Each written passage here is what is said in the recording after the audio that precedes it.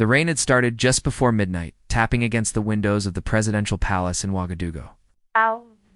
Inside, Captain Ibrahim Traoré sat alone in his office, his eyes fixed on a confidential report that had arrived on his desk 2 hours earlier. It was a dossier that accused one-man General Cabore, his trusted military chief, and once his father's loyal friend Traoré.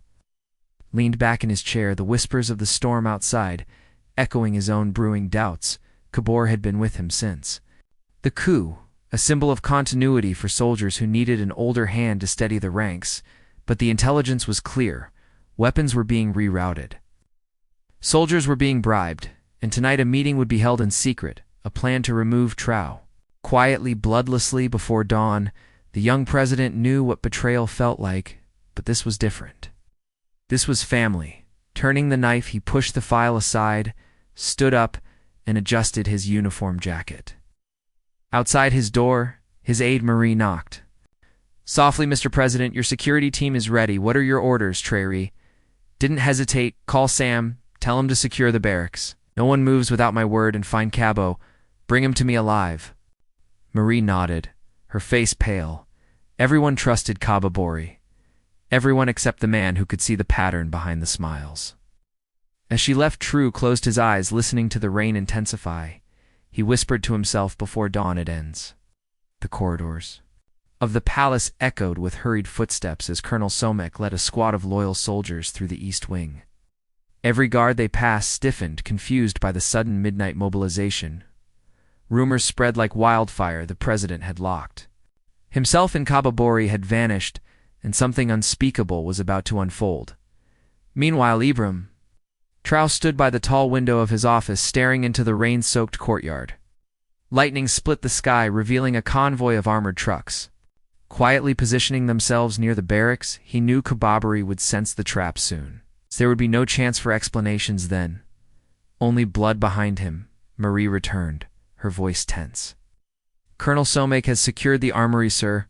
We have control of the communication lines. No one can call out." Traoré turned eyes hard but steady.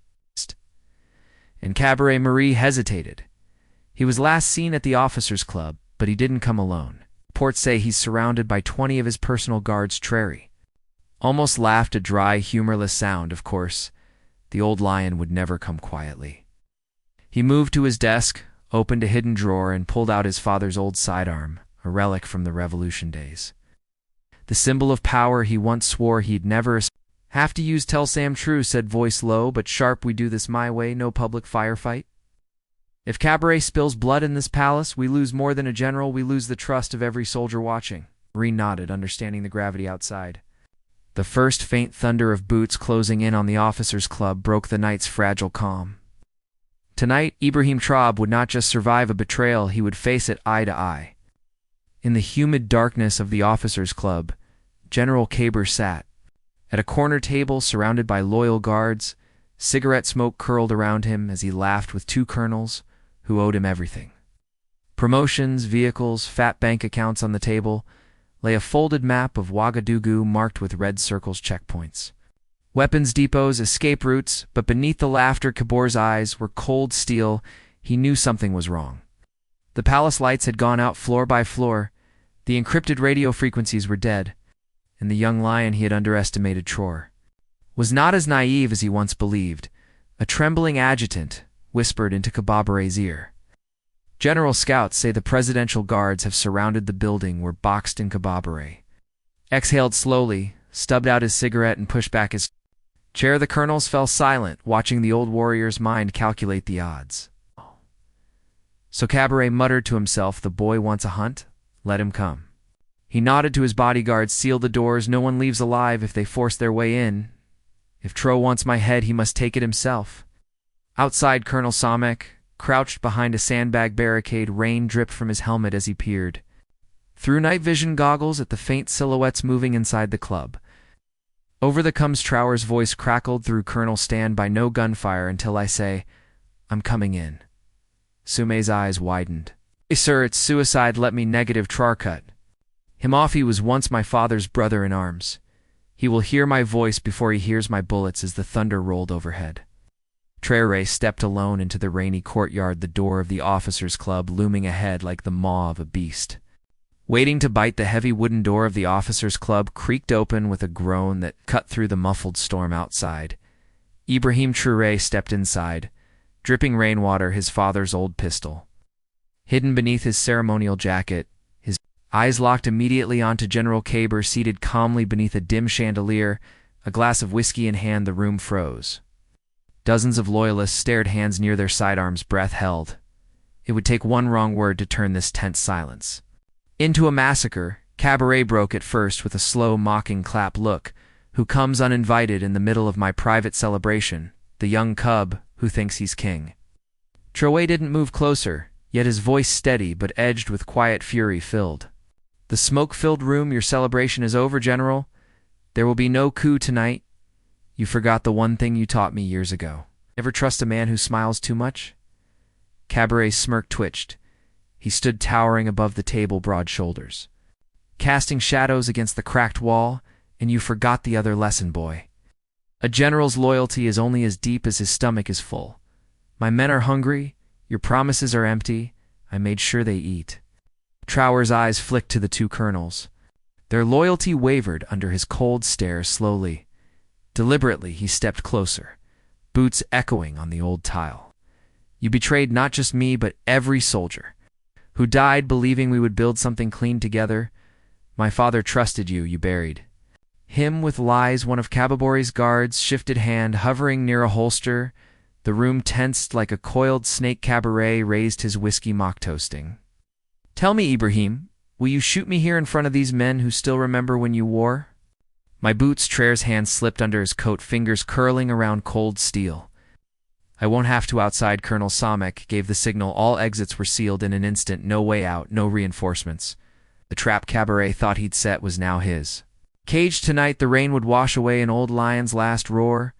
The tense silence shattered when the front windows exploded inward, not with bullets, but with the force of loyal guards. Breaching on Colonel Samek's command, glass rained down over the stunned conspirators. Guns were drawn, but no one fired inside that room. It was still Traor's voice that decided whether men lived or died.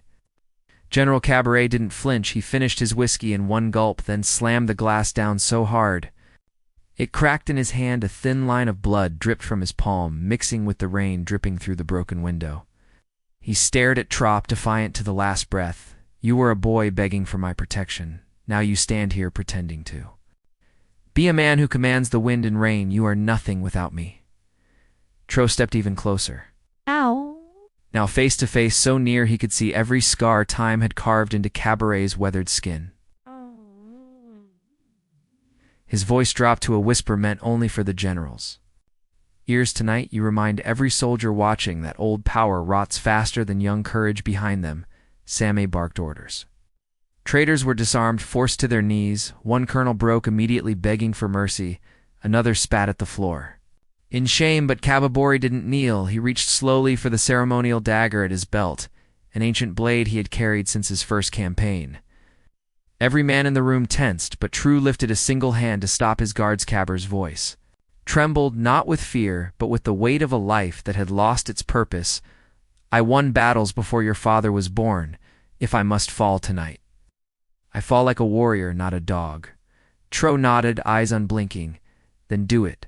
Spare me from taking your life with my own hands." Cabore raised the blade to his chest, the rain and sweat mixing on his forehead. For a moment silence returned, the storm outside and the storm within holding their breath as one. Then with a final growl, the old lion thrust. Outside, the thunder swallowed the sound of betrayal's price being paid. The moment General Cabore's body hit the tiled floor, a hush fell over the officers' club. The old general's loyalists lowered their weapons without a word. Whatever defiance had flickered in their eyes was gone now, snuffed out by the finality of their leader's choice. Tro stood still, looking down at the man who had once lifted him onto war horses as a child, who had sworn oaths. Beside his father under the burning Sahel's sun, the betrayal still burned, but it was the pity in his chest that stung more. Colonel Sam moved forward, whispering urgently, "Mr. President, we have secured the entire block. There are no more traitors left. Standing orders." True tore his eyes from Cabore's lifeless face and glanced around the room. The soldiers who remained young corporals, older sergeants, men who had followed Cabore for decades now looked at him alone for direction. Some trembled, afraid they'd be next. Others looked relieved, freed from the shadow of an aging tyrant. He cleared his throat, his voice cutting through the wet, smoky air. Tonight, you have a choice. You can bear your loyalty with this man or stand up, walk outside, and serve your country as true soldiers of the people. A few men hesitated, then dropped their guns to the floor. Hands raised one by one. The spell of the betrayal broke like chains. Snapping under sudden freedom outside, the rain softened into a gentle drizzle. It washed the blood from the palace steps and the sins from the hearts of those willing to repent. Trao turned to Sam, eyes hardening again. Round up every conspirator. Still breathing, no executions. Not tonight. They will face the people's justice at dawn. Samek nodded and saluted sharply. Yes, sir. As the colonel barked fresh orders and the loyalists moved prisoners into waiting trucks, Traoré stepped out into the rain alone, letting it soak him clean. Above him, the clouds parted just enough for the first stars to blink. Awake over a city that almost lost itself to an old man's ambition, he whispered to the night, "Betray me, if you must, but betray my country. And you won't live to boast about it." The convoy of armored trucks rolled through the narrow streets of Wagadugu, under the watchful eyes of loyalists perched on rooftops. Inside the lead vehicle, Traoré sat in silence, rain dripping from his hair onto the file of names spread across his lap. The surviving traitors, the financiers, the foreign contacts who had whispered poison into Cabore's ear. Colonel Samek rode opposite him, rifling through an encrypted tablet. "Sir, the interrogations confirm it. Foreign money, foreign weapons, and rumors that the old general promised them access to our gold reserves." Traoré's jaw tightened. The old games. Sell your people to feed your own greed. This is why Africa bleeds in circles. The colonel hesitated before asking the question, weighing on every loyal officer's mind. What now, mister? President Cabore is gone, but the foreign hands behind him are still out there. They won't forgive what you did tonight. Trey looked out. The rain-slicked window market stalls glowed with lantern light. Despite the hour, mothers carried sleeping children through muddy alleys. Young men with nothing in their pockets but hope watched the convoy pass, wondering if their futures would be different. "Now we show them true," said softly, more to himself. "Then to Samek we show every old man in a suit in Paris or Washington or Moscow that this land is not for sale. Not anymore." He leaned forward, tapping the file with a finger. "Make these trials public. Broadcast every confession, every truth. Let the people see who feeds them lies while stealing their gold." Samak's eyes widened. "Some will call it dangerous, sir. Too much truth can burn." Traorés's mouth twitched. Half a smile, half a warning. "Then let it burn. Better a fire now than chains forever." As the convoy crossed the river bridge, the lights of the city shimmered like the first promise of a dawn that would belong finally to its rightful children. By dawn, the city was humming with a restless energy. Rumors of General Cabore's fall spread faster than the sun could rise. Some wept for the old lion. Others cheered that the predator who fed on the country's veins was finally gone. At the central square, makeshift wooden platforms were erected overnight. It was here that the traitors, blindfolded and bound at the wrists, were brought before the people they had sworn to protect and sold instead for silver and promises. Traoré arrived quietly, no fanfare, no armored guards pressing the crowd back. He walked through the people, feeling their eyes on him, hope, suspicion, fear, pride, all tangled into one raw heartbeat. An old woman caught his arm as he passed. Her hands were cracked with decades of carrying firewood and grief. "Mr. President, don't let them steal our sons anymore." He squeezed her hand gently. "Never again, mother." On the platform, Colonel Sam read the charge's voice ringing out into the morning mist. Conspiracy, corruption, treason against the people's sovereignty. Some traitors wept. Others stared defiantly. Into the crowd, still clinging to their pride like a drowning man clutching a stone, Tro stepped forward. He did not shout. He didn't need to. His words fell into the hush like hammers into iron. "We will not be ruled by cowards who beg for foreign gold. We will not be fed scraps while our soil is sold piece by piece. And we will not fear truth, no matter how sharp its edge." He raised his hand and silence swept the square. "These men will face judgment, not behind palace walls, but here in the Daylight before the mothers who lost sons and the farmers who lost land. A cheer rose, raw, hungry, unstoppable today. The people would watch betrayal pay its due. As the sun climbed higher, the square turned into a living courtroom witnesses soldiers. Farmers' old government clerks came forward one by one to tell what they had seen: secret shipments of weapons hidden in grain trucks. Suitcases of foreign cash passed beneath the flicker of oil lamps. Meetings held in dusty basement were cabarets. Men plotted in hushed tones. The people listened. They asked questions.